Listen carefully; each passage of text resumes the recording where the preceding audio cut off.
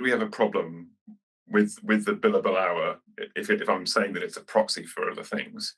I think it's a way to sort of cover up problems like development, right? So it's possible for law firms to attempt to bill development costs to external counsel, and there's that perverse incentive for things that should be very time consuming to be pushed down, or sorry, things that should not be very time consuming to be pushed down to junior lawyers to do, when in fact the correct approach should be to develop more scalable technology, right? And pass the benefit of that investment on to clients and take younger lawyers upstream in their value delivery.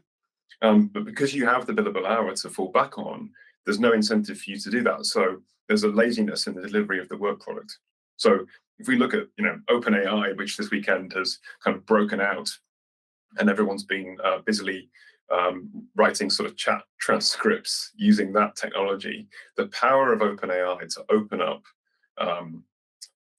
know-how, right? To be able to create natural language responses to know-how queries is going to absolutely decimate the sort of legal research space, because it will be possible to point effectively a chatbot at the entire history of the findings of the courts, and have it create research pieces in seconds that law firms have been billing deluxe for many years.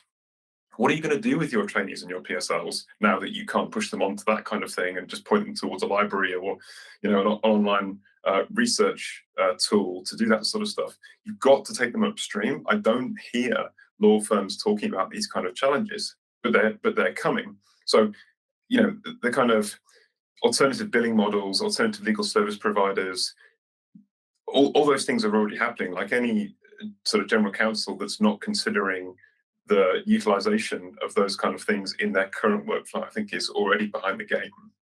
So the sort of technology development that we're going to see and the impact of that on the workflow is here.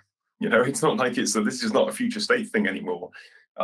So just like in-house lawyers have done, because we have to be more process oriented, we have to be, I think, more focused on impact over effort than counsel has to be, because again of the billable hour.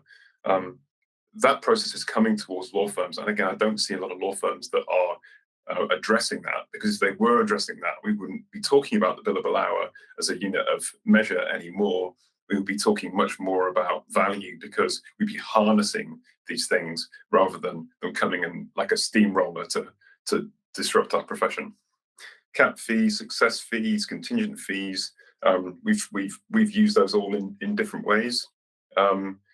Generally speaking, we find counsel to be pretty amenable to that sort of thing, but I would say that amenability comes less from a understanding of margin, and as in a sort of unit economics type analysis. Like we're going to assume this level of gearing, we're going to assume this level of input, sort of data leveraging, and more of a finger in the air kind of what's it going to take for us to win this work type thing.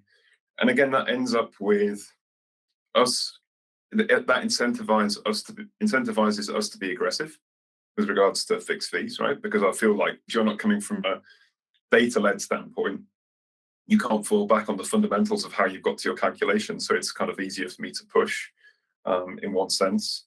And we've seen positive response, but then you also get a sense of buyer's remorse.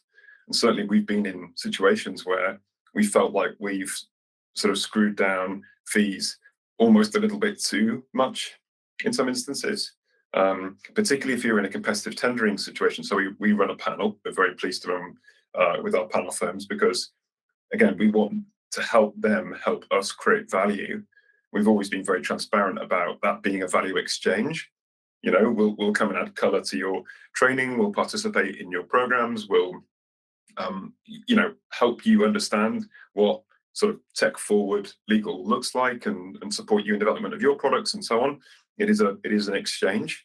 But sometimes, even in competitive tendering processes, we've had to go to firms and say, look, we the price has come in at a fifth of what it was that you bid for this, and we don't want you to cut your throat to that level.